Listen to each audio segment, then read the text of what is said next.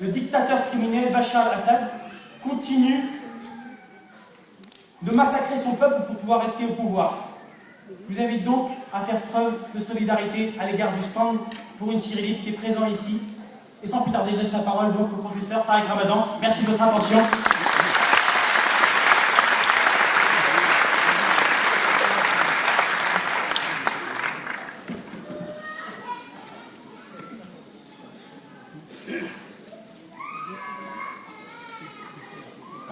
السميع العليم من الشيطان الرجيم بسم الله الرحمن الرحيم والصلاة والسلام على أشرف المرسلين سيدنا محمد وعلى آله وصحبه أجمعين. السلام عليكم ورحمة الله وبركاته. Chères sœurs, chers frères, chers amis, merci encore une fois de cette invitation ici. Je salue les organisatrices et les organisateurs. Je vous salue également vous et le nombreux public qui est présent aujourd'hui, avec les tout petits enfants qui manifestent leur joie et leur reconnaissance.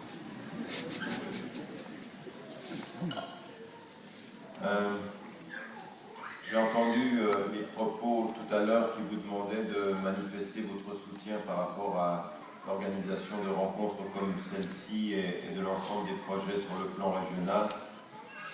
Je ne saurais trop insister pour que vous puissiez effectivement faire du mieux que vous pouvez pour soutenir financièrement, non pas simplement des activités quand il s'agit de financer telle ou telle mosquée ou telle activité spécifique, mais beaucoup plus généralement un mouvement de pensée, une institution, une organisation qui vous permet de vous rencontrer chaque année et qui vous permet dans l'ouest de la France de pouvoir avoir une rencontre de qualité de cette nature. Alors, on m'a demandé ici de parler un peu du réveil arabe, et en l'occurrence de ce qui est en train de se passer au Moyen-Orient et en Afrique du Nord, une région commune ou deux régions qu'on appelle communément MENA, c'est-à-dire Middle East pour le Moyen-Orient et North Africa, c'est-à-dire l'Afrique du Nord pour les pays qui ont été touchés en fait par ces soulèvements. Et en fait, ça recoupe ce sur quoi j'ai travaillé maintenant depuis une année à l'écriture du dernier livre qui s'appelle L'Islam et le réveil arabe, qui est un ouvrage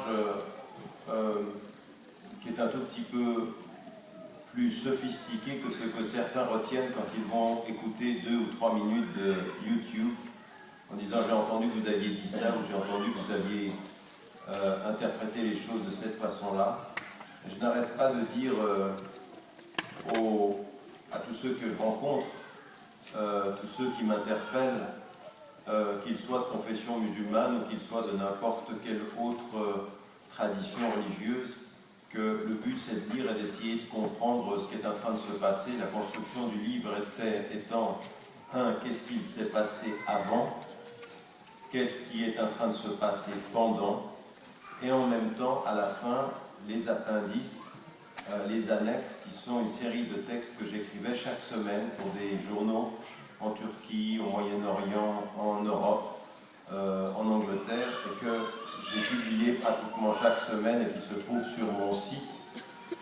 Et c'est ça qui est un tout petit peu triste, c'est que certains font des analyses un peu rapides sur ce que j'ai dit ou pas dit. Ils ne prennent même pas le temps de lire un article par semaine sur le site qui leur permettrait d'avoir une analyse un tout petit peu plus approfondie. Et moi, quand je viens ici à Nantes et que on me demande de parler de ceci, le but pour moi, c'est pas simplement de faire une réflexion, de partager avec vous une réflexion, une étude sur ce qui se passe très loin de nous, mais c'est plutôt, pour ce qui nous concerne, quand nous vivons en France, en Europe ou en Occident, d'essayer d'y considérer nos responsabilités individuelles au niveau intellectuel, au niveau politique et au niveau idéologique. C'est ça qui m'intéresse. C'est-à-dire comment ça nous revient et que ça nous pose une vraie question. quelles sont mes responsabilités intellectuelles par rapport à ce qui se passe, quelles sont mes responsabilités politiques, comment est-ce que je peux me positionner, et quelles peuvent être aussi mes responsabilités idéologiques, quelle vision pour l'avenir je dois essayer de développer, avec l'acceptation d'ailleurs que même si nous pouvons être parfois de la même religion ou pas, que nous devons accepter les divergences politiques, les divergences d'analyse. Et je le répète, pendant des années, quand je prenais la parole au niveau international ou pour le Moyen-Orient, j'avais plutôt un retour qui était un retour plutôt favorable. Des gens qui disaient, bien voilà, c'est une opinion un peu alternative sur ce qui nous est dit dans le monde arabe ou au Moyen-Orient ou en Afrique du Nord.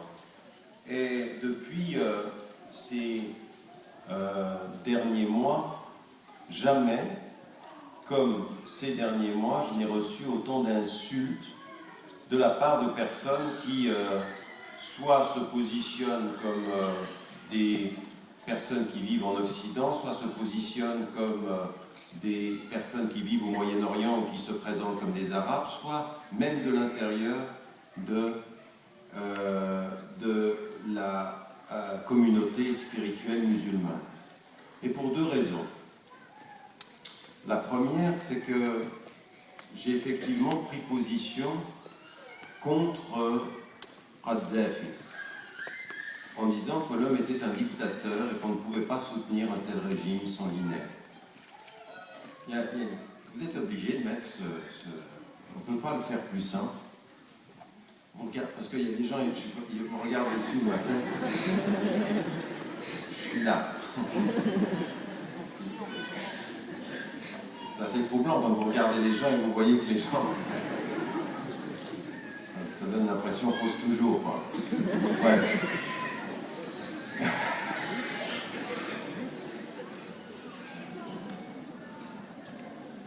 Bon, ben, je vais causer toujours. Ce que je disais. Oui, quand j'ai pris position par rapport à Kadhafi, dont j'ai pris une position de principe, c'est que l'homme était un dictateur qui torturait ses opposants, qui éliminait certains d'entre eux, qui avait l'exécution sommaire, il n'y avait pas de dictateur ni de liberté, sans diaboliser tout ce que la personne faisait. Il y a dans les attitudes des dictateurs parfois des décisions politiques qui sont intéressantes, mais ça n'enlève rien au fait que c'est un dictateur. C'était un homme qui, sur le plan africain, avait développé des relations avec l'Afrique orientale qu'aucun pays arabe n'avait élaborées. Il comprenait qu'il fallait faire confiance aux Africains. Il n'avait pas le racisme des Arabes. Il avait compris qu'il fallait une vraie dynamique continentale. Après, ceci on est d'accord ou pas, mais on doit reconnaître qu'il y avait une pensée africaine. Mais c'était un dictateur. Et un dictateur, ça ne reste pas au pouvoir. Alors, j'avais pris position pour le fait qu'il tombe, mais pas pour le fait qu'on intervienne comme on l'a fait avec l'OTAN et qu'on aille le faire d'une façon indiscriminée. C'est-à-dire, autant je pouvais être contre Kadhafi, autant je n'étais pas tellement pour PHL. Si vous voyez ce que je veux dire. C'est quand même assez incroyable de voir un des grands intellectuels français parader à Cannes pour nous expliquer combien il fut la cheville ouvrière de la libération des Libyens, quand on aimerait tellement qu'il soit un tout petit peu la voix de l'oppression des Palestiniens. Mais bref, c'est de la chance.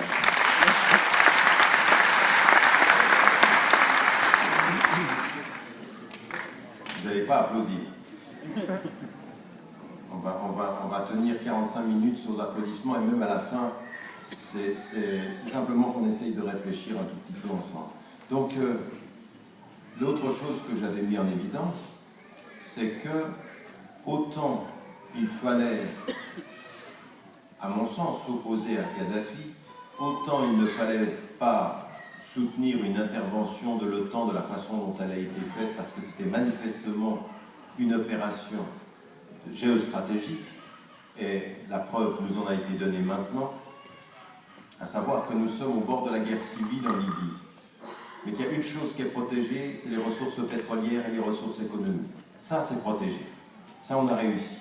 Et c'est partagé entre 3 pays, majoritairement, 4 pays en fait, les États-Unis, la France, la Grande-Bretagne et aujourd'hui impliqués de façon relative la Turquie et le Qatar. Donc on s'est partagé le gâteau économique. Maintenant, les tribus ont des armes, ils n'ont pas des armes, ils se tuent, ils s'entretuent, tant que l'économie est protégée. Ça fait penser à l'intervention en Irak. En Irak, la première chose qui a été protégée, c'est les puits pétroliers. On a laissé les musées, on a laissé les gens.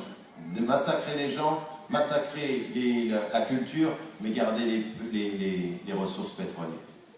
Ce qui est à l'image de ce qu'on voit malheureusement, c'est-à-dire qu'aujourd'hui, le sang des êtres humains a la valeur des intérêts géostratégiques et économiques qu'ils représentent. Et donc, ma position a été celle-ci, mais c'est vrai qu'en même temps, quand j'ai vu ce qui nous était présenté à la télévision sur la façon dont Kadhafi a été éliminé, dont il a été en fait l'objet finalement d'un lynchage, et ben j'ai pris position contre ça en disant c'est pas comme ça qu'on fait les choses. Même avec les dictateurs, la façon dont on doit les traiter doit montrer notre dignité. La dignité, c'est de les juger, pas de les lyncher. Et à ce moment-là, une série d'emails, de messages sur le site en me disant que j'étais un pro-Kadhafi, que comment elle est victime, est-ce qu'il les a... Oui, mais justement, il les a maltraités lui, mais on ne le maltraite pas, on le juge. Et de la même façon, la deuxième des situations, c'est celle avec Bachar el-Assad. La position qui est la mienne, c'est de dire c'est un dictateur. C'est toujours une position de principe. Je ne change pas. La position de principe, c'est que le dictateur, il doit laisser le pouvoir. Il doit être jugé pour les crimes qu'il a faits, pour les tortures qu'il entretient, pour les civils qu'il élimine. Hier encore, plusieurs dizaines de morts avec des enfants qui sont massacrés. Et donc cet homme-là, et là, qu'est-ce que je reçois? Je reçois de nouveau des insultes de personnes qui disent c'est parce que tu es sunnite, c'est parce que tu es pro-séoudien, c'est parce que tu es pro...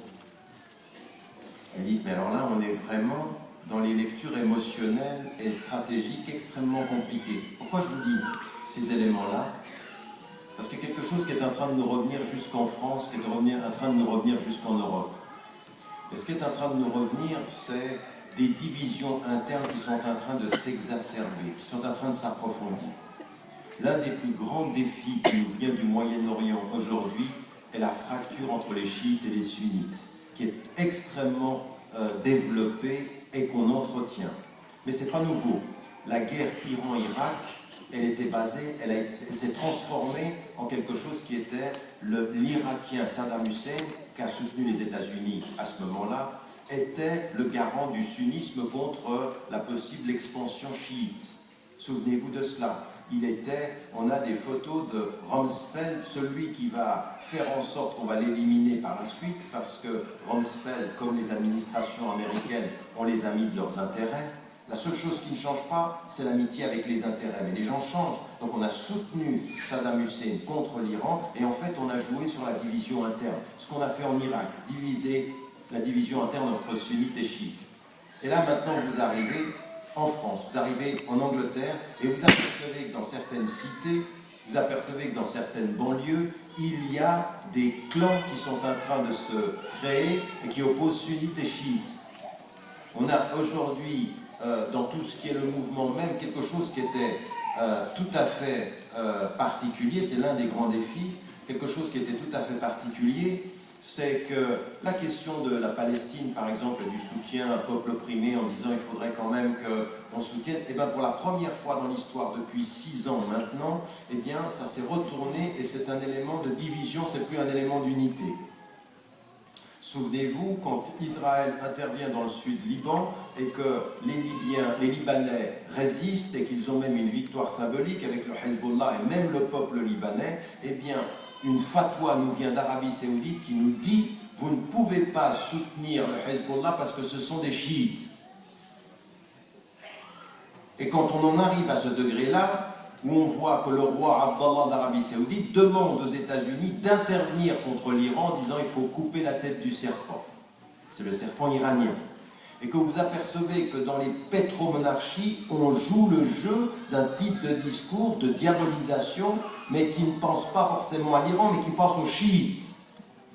Et qu'aujourd'hui, à l'heure où je vous parle, pour la première fois dans l'histoire, de façon beaucoup plus claire qu'auparavant, vous avez en Égypte, vous avez en Tunisie des organisations chiites qui sont en train de s'installer. Et ça, moi j'ai absolument rien contre ça. Ce qui m'intéresse, c'est les implications de la division interne. C'est-à-dire que quand il y avait une opposition frontale, eh bien il y avait une mobilisation et une unité contre. Aujourd'hui, on est dans la division interne. Et la division nationaliste d'hier est en train aujourd'hui de se passer dans la division religieuse, à l'intérieur. Et l'autre dimension qui est tout à fait sidérante, mais ça vient aussi que nous ne nous lisons pas l'histoire. Nous avons des lectures superficielles du présent parce que nous n'avons pas une mémoire profonde de l'histoire.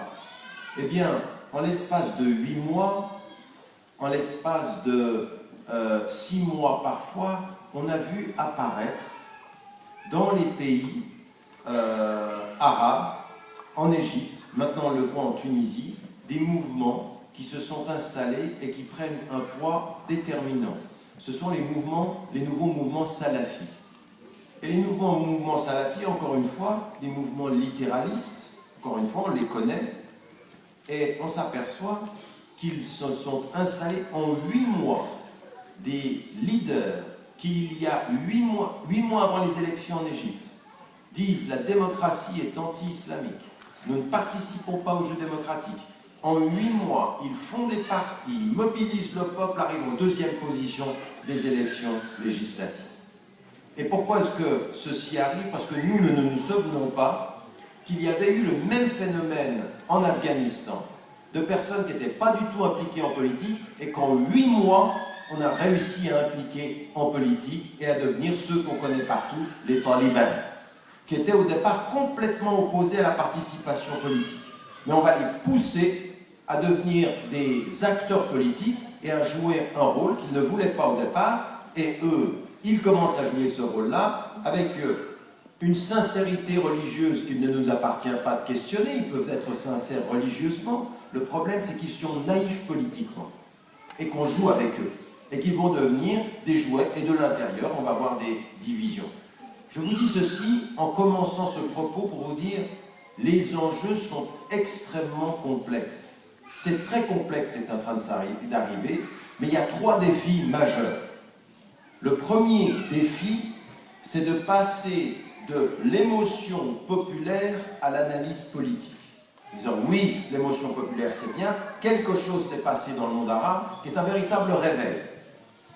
Pour la première fois dans l'histoire récente, sur les 50 dernières années, les peuples arabes ont le sentiment, toute orientation confondue, qu'ils peuvent faire tomber un régime. Et ça, c'est quelque chose de fondamentalement important dans la conscience arabe. Pourquoi? Parce que dans le monde entier, sur les 50 dernières années, la seule région du monde où on n'avait pas vu de changement vis-à-vis des dictatures, c'était le Moyen-Orient. L'Amérique du Sud, ça a changé, l'Asie, ça a changé, l'Europe de l'Est, ça a changé, les Arabes, ça ne changeait pas. Alors certains disaient c'est parce que ce sont des Arabes, et d'autres disaient c'est l'islam, et d'autres disaient c'est encore l'Occident. On a toujours trouvé des responsabilités à l'extérieur ou à l'intérieur. Au bout du compte, quelque chose vient de se passer qui dit c'est possible. Et ça, c'est un acquis majeur. Mais l'acquis majeur de ce réveil de la conscience ne doit pas nous faire tomber dans des analyses naïves sur ce qui s'est passé avant et naïves sur ce qui est en train de se passer maintenant. Le réveil, c'est l'acquis. Après, quand tu t'es réveillé, ce que tu fais quand tu es réveillé, c'est ça qui est le plus important. Qu'est-ce que tu fais de la conscience politique qui te dit qu'il est possible de changer le cours de l'histoire? Ça, c'est la vraie question aujourd'hui. Est-ce qu'il y a moyen d'aller vers quelque chose qui est différent de ce qui fut hier? Et tout ce qui est en train de se passer maintenant est en train de nous dire les questions essentielles sont à poser aujourd'hui. Donc ça, c'est un premier élément, c'est ce réveil-là. Deuxième des choses, qui est donc passer de l'émotif à l'analyse.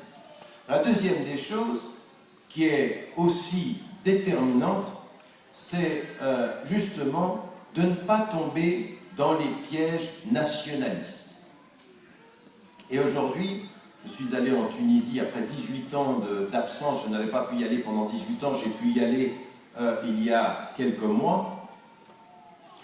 Me rendant également dans le monde arabe et discutant avec différents acteurs, on m'a déconseillé, et je sais maintenant pourquoi, de me rendre en Égypte parce que la situation n'est pas claire du tout, et le moins qu'on puisse dire, c'est qu'elle n'est pas claire du tout. Eh bien, il y a une chose qui apparaît au cours de cette analyse du printemps, de ce qu'on appelle le printemps arabe, que moi j'appelle le réveil, eh bien, c'est l'implication nationaliste. Et vous allez voir que la majorité des discours sont très nationalistes. Les Marocains pour le Maroc, les Tunisiens pour la Tunisie, les Égyptiens pour l'Égypte, le Yémen pour les Yémen. On n'a pas de vision qui soit une vision qui soit au-delà du fait qu'il y a eu un effet domino. On n'a pas de relation réelle entre les pays. Ce sont des attitudes très nationalistes. Et je veux dire, vous discutez avec des Égyptiens, ils disent c'est là que ça se passe.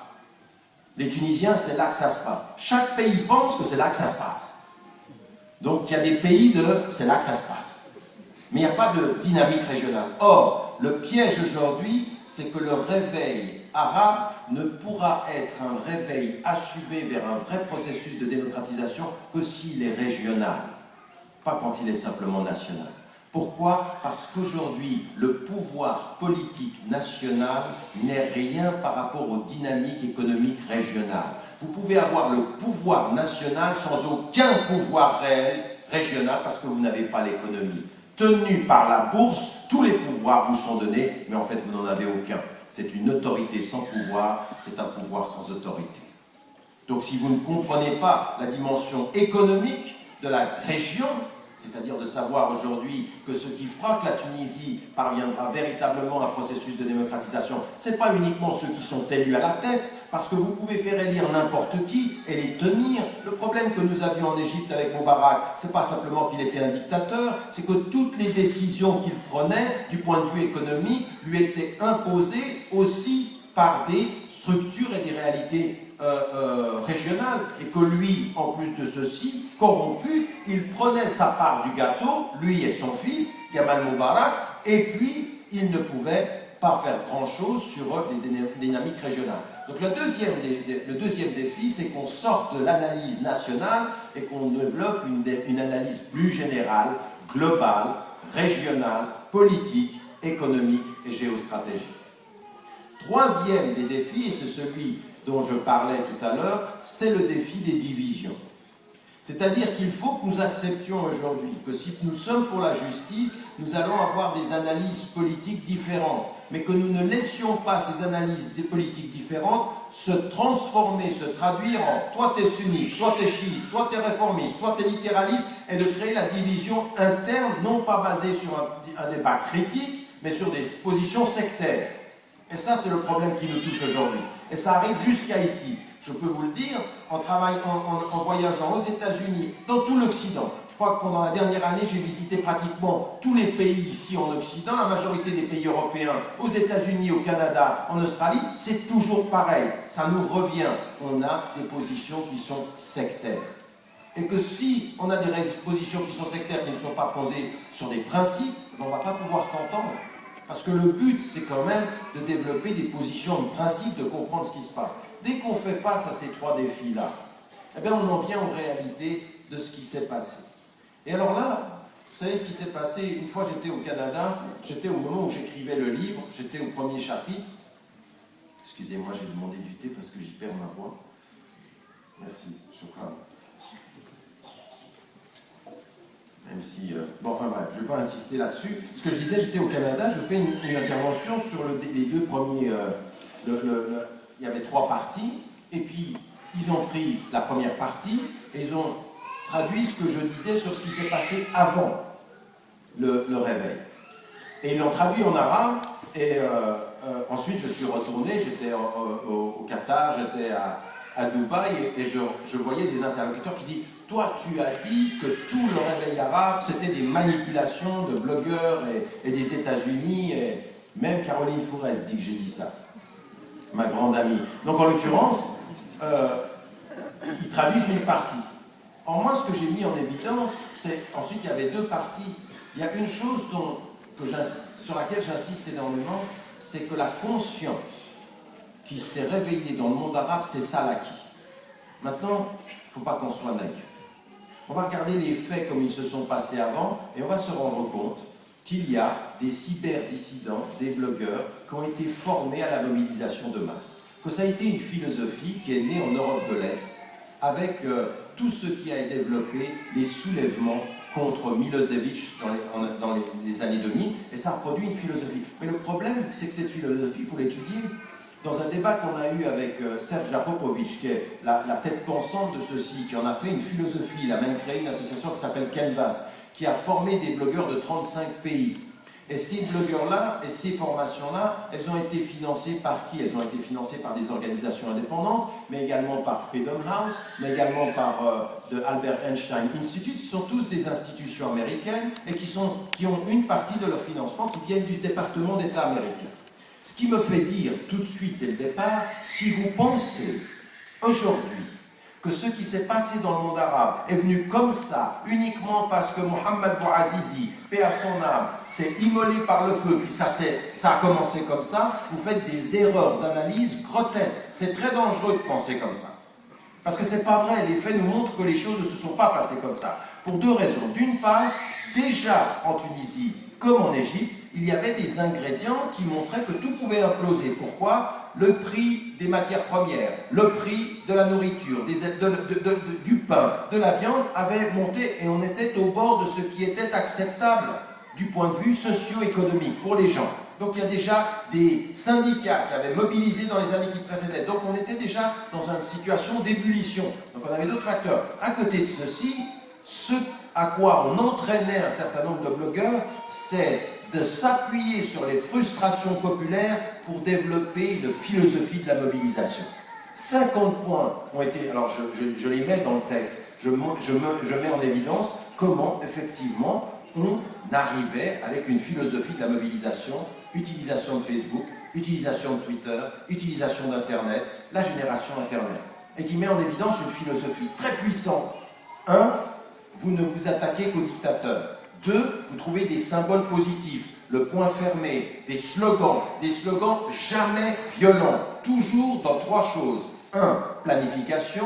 2. Unité. 3. Discipline non violente. Tout ça, c'est une philosophie, c'est des gens qui réfléchissent à comment on entraîne des masses à descendre dans la rue, dans la non-violence. Et vous allez vous apercevoir que le point fermé, depuis Milosevic jusqu'à la Tunisie, l'Égypte, le Yémen et Bahreïn, il est partout. Que les slogans ont toujours été majoritairement les mêmes. Jamais de critique contre l'Occident, jamais de critique contre l'Europe. Toutes les critiques sont contre le dictateur. Pourquoi ? Parce que le dictateur, en tant que dictateur, c'est la seule chose qui unit l'opposition au dictateur. C'est-à-dire que vous passez au-delà des idéologies. Vous ne vous commencez pas à vous perdre sur telle analyse, sur tel autre pays. Le dictateur, c'est ce contre quoi on s'oppose. Et la force de ces mouvements, c'est qu'il n'y avait pas de leadership. C'est pour ça que ça a marché. Il n'y avait pas un parti qui disait « les islamistes n'ont pas été ceux qui ont mené la chose, les sécularisés, pas non plus ». C'était des mouvements de masse dont la seule chose qui était claire, c'est contre qui on était, pas pourquoi on était. Et c'est d'ailleurs pour ça que tout de suite après les soulèvements, ça a provoqué des drames parce qu'on est passé de contre le dictateur à quel type de société on veut. Et là, ont commencé les divisions. La force du mouvement, c'était un mouvement sans leadership, mais avec un opposant clair.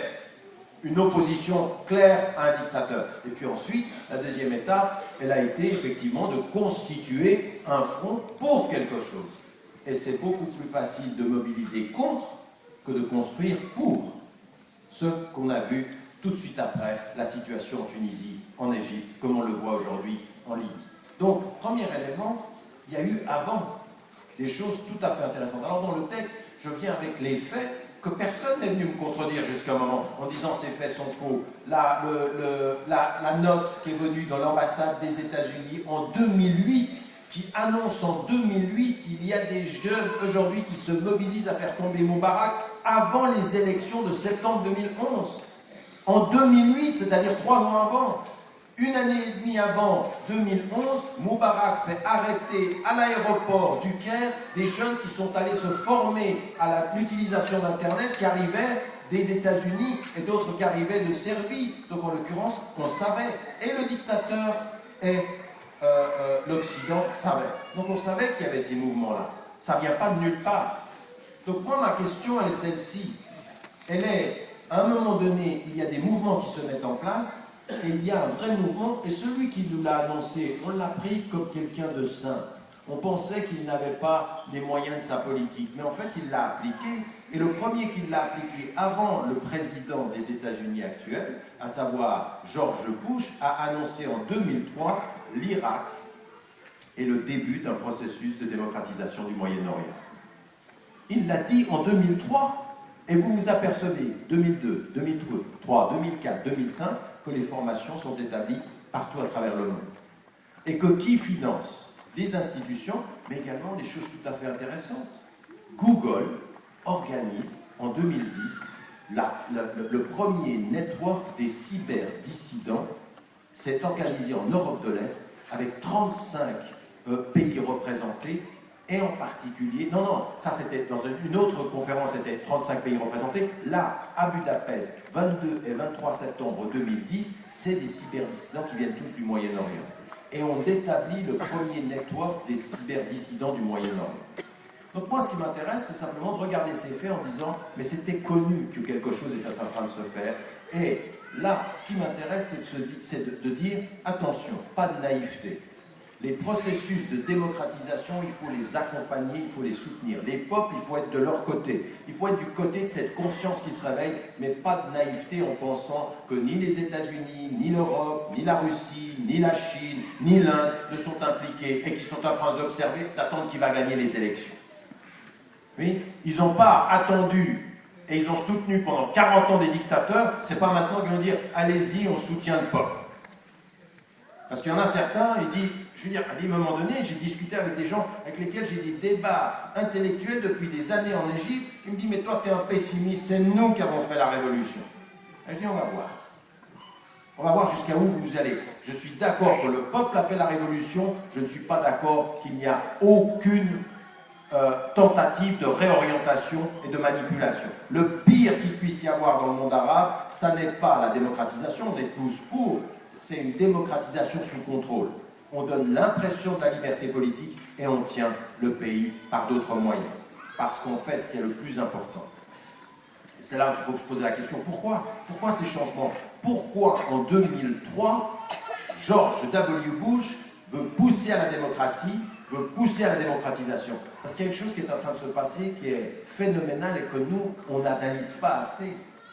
D'ailleurs, en France, vous êtes très en retard sur ces questions-là par rapport à l'Allemagne, par exemple. Vous savez que l'un des processus qui montre aujourd'hui que l'Allemagne est en avance économiquement sur la France, c'est sur ses nouvelles alliances. L'Allemagne a beaucoup plus développé ses alliances avec l'Est du monde que la France.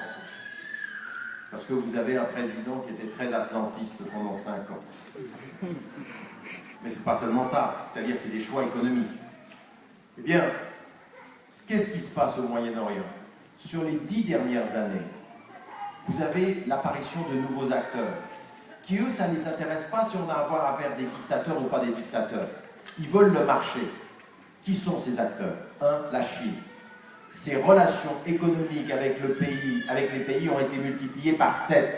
L'Inde, avec tous les immigrés qui sont dans les pétromonarchies, et toute son économie, qui est le pouvoir émergent économique indien, intervient. La Russie, la Turquie, l'Afrique du Sud, les pays d'Amérique latine, les États-Unis comme l'Europe sont en train de perdre le marché du Moyen-Orient. Donc il faut absolument rouvrir le marché en positionnant différemment le soutien politique. Soutenir différemment la politique pour ouvrir les marchés. Et ça, ce sont des choses que l'on commence à comprendre quand on sort d'une espèce d'obsession uniquement politique, mais qu'on regarde les choses de façon globale. Et là, on s'aperçoit que ce n'était pas un effet domino, c'est un jeu d'échecs. C'est un jeu d'échecs, c'est des pions, c'est une région, et on regarde comment est-ce qu'on peut gérer les choses.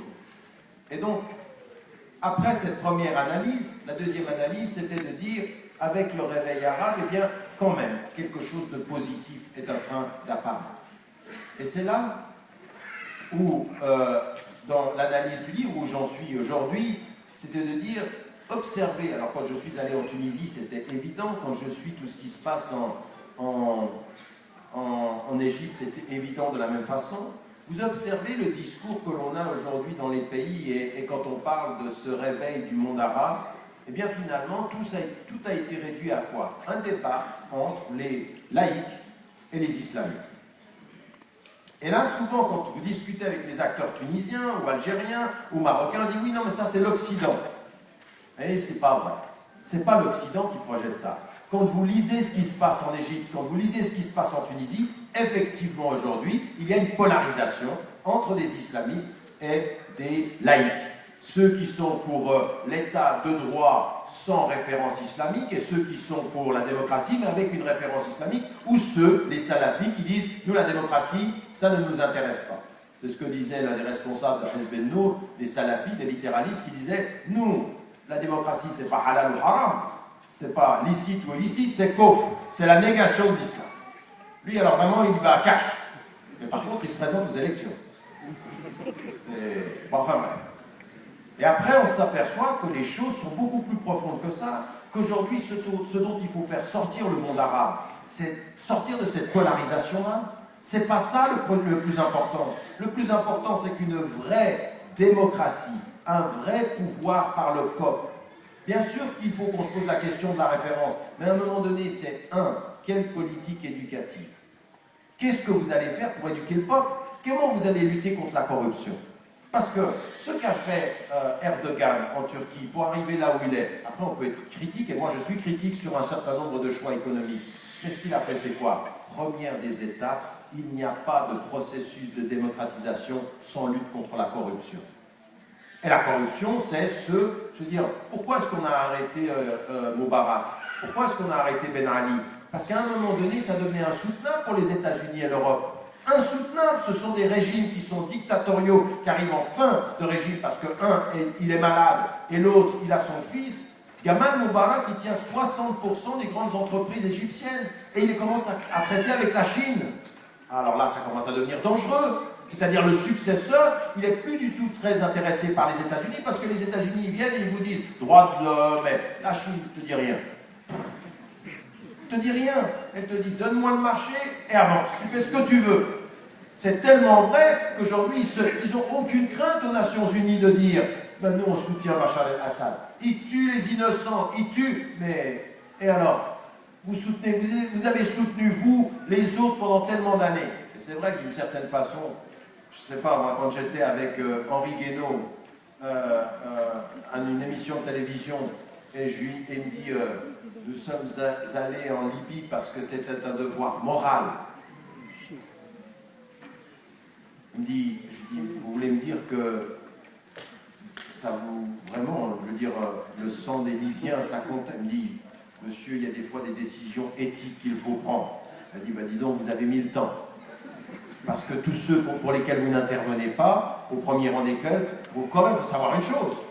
C'est-à-dire que la Ligue arabe, Amr Moussa, a demandé exactement la même chose que ce qu'ils avaient demandé pour la Libye. Qu'est-ce qu'ils avaient demandé? Une zone d'exclusion aérienne. Quand ils ont demandé ça pour la Libye, hop, ils y sont allés, ils sont intervenus avec l'OTAN. Mais pour la Palestine, ils ont demandé la même chose, pas intervenu. La seule chose qu'a dit le président de la République française, Nicolas Sarkozy, au ministre de la Culture israélien, c'est de lui dire combien de temps il vous faut pour finir le travail. Et qu'est-ce que c'était le travail? C'était le pilonnage de Gaza sur des civils. Combien de temps il vous faut pour les finir? Ah, ça... Non, le sang libyen, il avait l'odeur du pétrole. Le sang palestinien, il a le sang de la problématique avec les relations franco-israéliennes et de la région. C'est ça la réalité. Et qu'à partir d'un certain moment, on ne s'intéresse à ce sang-là, comme je vous l'ai dit tout à l'heure, qu'à géométrie variable. Donc à partir d'un certain moment, quand vous commencez à prendre tout ça en compte, et vous apercevez que la situation elle est bien plus compliquée, et que ce qu'on attend aujourd'hui du monde arabe et des sociétés majoritairement musulmanes de l'Afrique du Nord ou du Moyen-Orient, c'est qu'on sorte de ce clivage entre la structure de l'État et qu'on vienne aux vraies questions. 1. Qu'est-ce que vous allez faire contre la corruption? 2. Qu'est-ce que vous allez faire pour l'éducation des peuples? Quel projet vous avez? Parce que c'est bien beau de venir en France et de dire aux politiques en France. Moi, je l'ai répété depuis 20 ans aux politiques en France, je leur dis, vous êtes en train de nous islamiser la question sociale. Vous êtes en train d'ethniciser la question sociale. Le problème que vous avez dans ce pays, c'est pas religieux. L'islam, elle n'a aucun problème avec la France. C'est la France qui a un problème avec sa politique sociale, sur l'emploi, sur le chômage, sur l'accès égalitaire au poste. C'est ça la vraie question. On n'a aucun problème, nous. En tant que musulmans, la France ne nous pose aucun problème de fond. C'est la France qui est en contradiction avec ses valeurs. Et si nous avons quelque chose à faire en tant que citoyens, c'est de réconcilier ce pays avec ses valeurs, d'arrêter de nous parler d'égalité et sur le marché d'emploi d'être inégalitaire, d'arrêter de nous parler d'accès à l'emploi et sur le terrain de ne pas l'être. C'est ça la vraie question, d'arrêter de nous parler d'égalité sur le marché de l'habitat, mais quand vous êtes un peu basané ou quand vous avez un nom à consonance pas très française, eh bien l'appartement, tu reviendras. C'est ça la réalité. Donc, mais pourquoi je dis ça? Parce que nous, on dit ça en Europe. Et quand on vient dans les sociétés majoritairement musulmanes, c'est exactement ce qu'il faut dire, la même chose. C'est-à-dire arrêter de nous dire qu'il suffit de mettre islamique à État pour qu'on soit tous heureux. Parce que si c'était le cas, en Arabie Saoudite, ça se saurait. Mais quand on est en Arabie Saoudite et qu'on est un Pakistanais, non, vous n'applaudissez pas, on réfléchit et on se bat. C'est-à-dire que quand on est un Pakistanais, quand on est un Philippin, quand on est un Afghan, quand on est un pauvre en Arabie Saoudite. Moi, la dernière fois que je suis allé en Arabie Saoudite, c'était des années, maintenant je ne peux plus y aller. Pourquoi je ne peux plus y aller? Pour ce que je suis en train de vous dire là maintenant. Parce que c'est une opposition ferme à des gens qui instrumentalisent la religion. Il y en a un qui me dit, mais la façon dont on me traite ici, dans ce pays, moi qui suis venu comme travailler, on me traite comme moins que rien.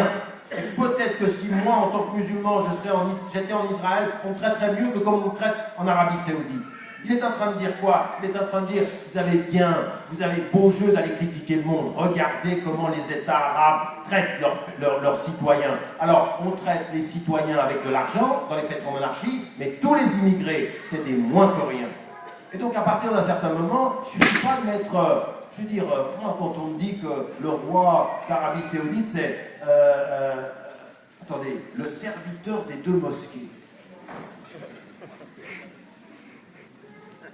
Le serviteur des deux mosquées. Et quand on est autour de la mosquée, les pauvres, on les traite comme ça. Les gens, on les traite comme ça. On les traite comme moins que rien. Je veux dire... Souvenez-vous toujours d'une chose, parfois c'est bien, parce que ça réveille des gens. Malcolm X, quand il a quitté les États-Unis, il avait une popularité aux États-Unis, chaque fois qu'il parlait, c'était bourré, il était partout. Et puis il est parti en Arabie Saoudite. Et en Arabie Saoudite, ils n'ont pas accueilli Malcolm X, ils ne savaient même pas qui c'était. Ils ont accueilli un noir. Un noir, toi tu restes là. 4 jours, t'es un moins que rien. Et lui, ça l'a réveillé. Il dit, tu peux être quelqu'un là-bas, et là, t'es rien.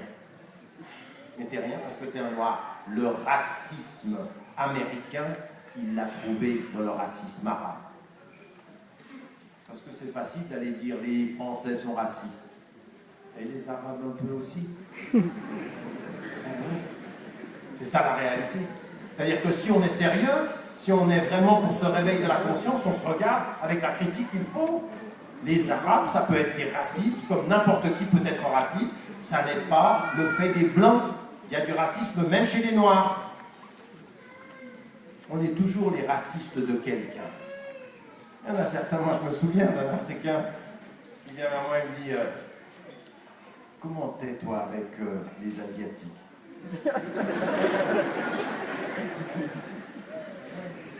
Ça fait quand même drôle au Mali de voir que quelqu'un peut être anti-chinois. Ça veut dire que la maladie est internationale. La maladie, elle est internationale. Je suis dans mon temps, mais je suis encore dans mon temps. Encore ça.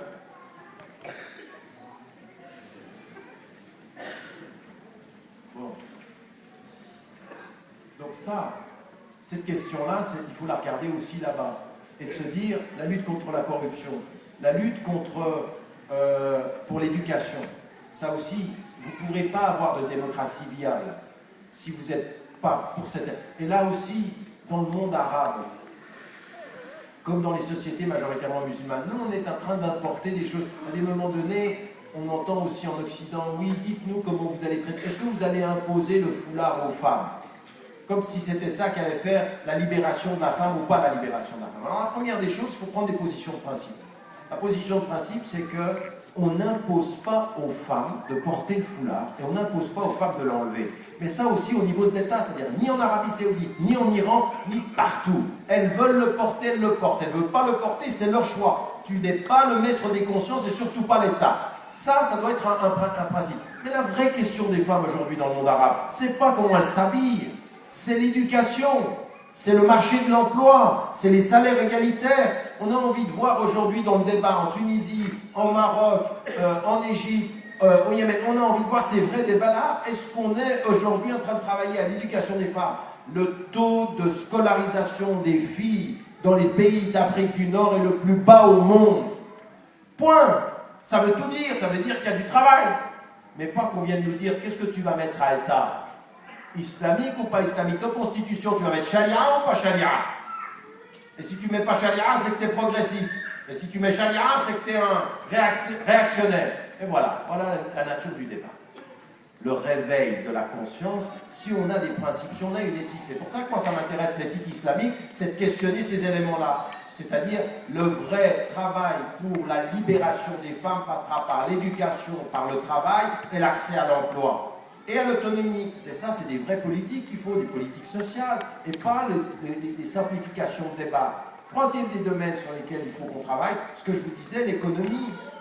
Quand Barack Obama parle du printemps, et dit on est du côté des peuples, d'abord, très bien, la moitié de son discours est sur l'économie. On va donner de l'argent par la Banque mondiale, on va soutenir le projet du Fonds monétaire international. Et vous pensez que le Fonds monétaire international et la Banque mondiale, ils vous donnent de l'argent sans contribution, mais c'est qu'on ne l'étudie pas.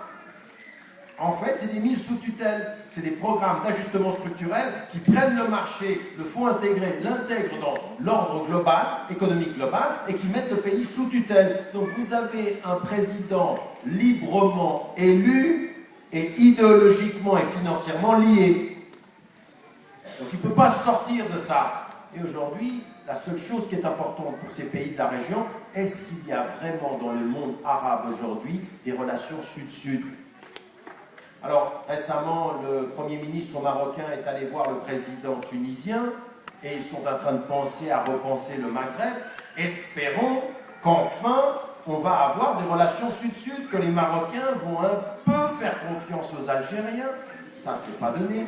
Et que les... Eh oui, c'est ça le problème. C'est ce que j'arrête pas de répéter. Le problème avec les Arabes, c'est qu'ils ne se font pas confiance. Tu veux faire que deux Arabes se parlent, il faut que tu mettes Washington ou Londres ou Paris. Mais entre Casablanca ou Rabat et Tunis, si tu veux les faire parler, ils ne se font pas confiance. Ils ne se font pas confiance, les Arabes ne se font pas confiance. Donc est-ce qu'on va aller vers une vraie politique économique sud-sud? C'est-à-dire dans la région, l'Égypte, avec des nouvelles relations dans la région, par rapport au Yémen, par rapport à la Syrie. C'est ça les vraies questions. Les vraies questions, c'est... Et ceux qui sont intéressants de ce point de vue-là. Parce qu'il faut qu'on dise deux choses avant d'aller vers la conclusion. Même avec les questions des islamistes aujourd'hui, quand on nous fait une espèce de diabolisation de tous les islamistes, comme si d'abord, ils ne sont pas tous les mêmes, mais l'Occident n'a jamais eu un problème avec les islamistes les plus littéralistes. D'ailleurs, la preuve en est, c'est qu'on discute avec l'Arabie Saoudite, on discute avec des pays, les pétromonarchies, qui ont un islamisme littéraliste, et ça ne gêne personne, à partir du moment où ils acceptent les règles de l'économie dominante. Le pétrole, l'argent dans les banques occidentales, et on ne dira rien. Et on ne dit rien. Donc après, que les femmes des princes viennent avec le niqab, de toute façon, elles n'auront pas d'amende sur les Champs-Élysées. C'est pas là qu'on va aller les chercher. Voilà, mais c'est ça. C'est-à-dire que dès qu'il y a de l'argent, les lois n'ont le pouvoir que de l'argent auquel elles font face. Une pauvre qui vient dans une banlieue vient ici. Nous, on est en France. Par contre, ouvrir les magasins pendant la nuit contre les lois, mais ça arrive dans mon pays. En Suisse, ils ouvrent les magasins pendant la nuit pour que les femmes de prince, en toute liberté, viennent dévaluer.